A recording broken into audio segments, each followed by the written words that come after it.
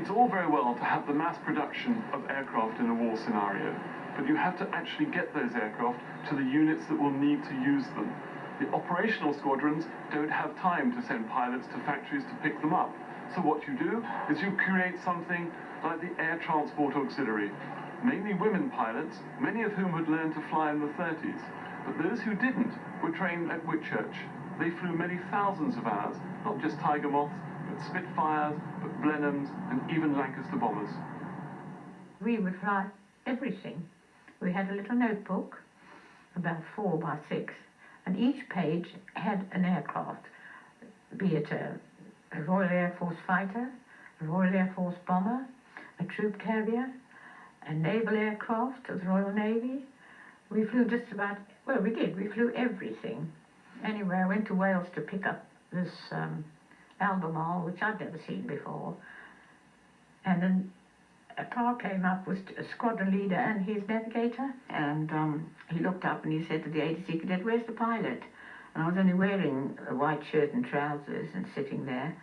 And he said, so the ATC cadet said, "That's the pilot, sir." And he said, "What do you mean that's the pilot? We're not only schoolgirls flying our aeroplanes now, are we?" That was the impression they got, you know. Anyway, I didn't hear him say that. And I said, "Sit down, do you mind? We're going." And I kept reading my little notebook, because I've never seen this aeroplane before. Get all the time, the chest, the tubes, the settings for takeoff, and the flap settings and everything. Took off, then I would get the climbing settings and pressures and things and get those all ready. And just before we landed, I looked to see the stalling speeds and check all the temperatures and everything. Anyway, we finally got in and landed safely. And the chap said that was a nice landing. I'm very surprised. He said that you find yourself reading a book in those appalling visibility conditions.